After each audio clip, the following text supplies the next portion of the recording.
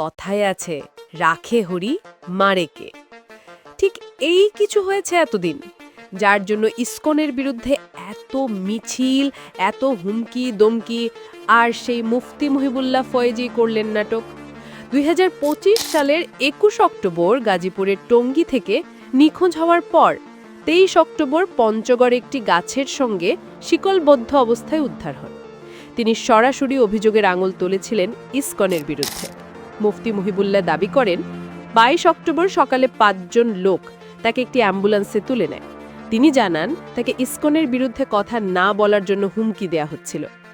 এই খবর ছড়িয়ে পড়তেই উত্তেজনা শুরু হয়। সারা বাংলাদেশে বিভিন্ন বিশ্ববিদ্যালয় ও বিভিন্ন স্থানে ইসলামিক দলগুলো ইসকন নিষিদ্ধের দাবি তুলে আন্দোলন শুরু করে। এই সব মিছিল থেকে ইসকন সদস্যদের হত্যার করার মতো কথা বলা হয়। তারা যেভাবে আমার বাবার দাড়িকে যেভাবে কাটা হয়েছে, আমি এই মোহাম্মদুল্লাহ বলতেছি, তোদের ১০০ ইসকন সদস্যকে আমি জবাই করব। ফেসবুকেও হিন্দুদের বিরুদ্ধে প্রপাগান্ডা ছড়ানো হয়, কিন্তু হঠাৎই সত্য তার আত্মপ্রকাশ করে। বেরিয়ে আসে বেশ কিছু সিসিটিভি ফুটেজ। তিনি বলেছিলেন ২২ অক্টোবর সকাল ৭টার দিকে টঙ্গীর Shilmun axis link CNG filling and conversion সেন্টারের সামনে থেকে তাকে অপহরণ করে একটি অ্যাম্বুলেন্সে তুলে নেওয়া হয়। কিন্তু সিসিটিভিতে কোনো প্রকার অ্যাম্বুলেন্স দেখা যায়নি, এমনকি তাকে তুলে নিয়ে যেতেও দেখা যায়নি। তাহলে তিনি কিভাবে পঞ্চগড়ে গিয়েছিলেন? গাজীপুর মেট্রোপলিটন পুলিশের ভারপ্রাপ্ত কমিশনার মোহাম্মদ জাহিদুল হাসান এই বিষয়ে জানান, তিনি নিজে শ্যামলী পরিবহনের বাসের টিকিট কেটে পঞ্চগড় গিয়েছেন। এই ঘটনায় ইমাম মহিবুল্লাহর বাসের সহযাত্রী এবং বাসের সুপারভাইজারও পুলিশের হেফাজতে আছেন। এরই মধ্যে আমাদের নাটকবাজ খতিব তার মুখ খুলে একের পর এক তথ্য তিনি দিতে থাকেন। আমি টিকিট করি, এরপরে খেয়াল হলে যে আমি পঞ্চগড় যাই। পঞ্চগড় অনেক রাত বারবার টার্গেট ইসকন মন্দির। যখন ইসকনের বিরুদ্ধে অভিযোগ তোলা হচ্ছে, তখন উল্টো চিত্র ভয়াবহ। বারবার কাদের উপাসনালয়ে হামলা হয়েছে?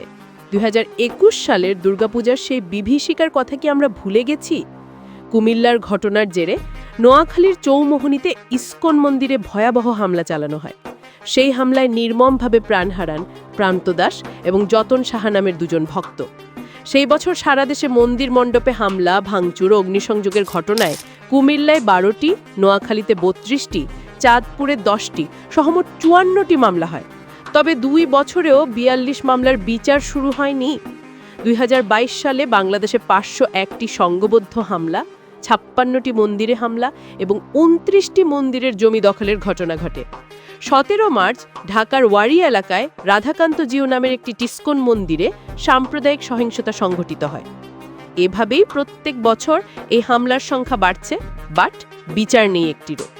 একদিকে মন্দিরে হামলা, আগুন, ভক্তদের হত্যা, আরেকদিকে সেই পুরনো ভিত্তিহীন প্রমাণহীন অভিযোগকে পুঁজি করে নিষিদ্ধের দাবি। এই চক্র আর কতদিন? সংখ্যালঘুদের উপাসনালয় বারবার আক্রান্ত হবে, আবার তাদেরই কার্যক্রমকে নিষিদ্ধ করার দাবি উঠবে। এটা কি গভীর কোনো ষড়যন্ত্রের অংশ নয়? সাম্প্রদায়িক সম্প্রীতির এই দেশে কাদের স্বার্থে এই বিদ্বেষ ছড়ানো হচ্ছে? এর শেষ কোথায়?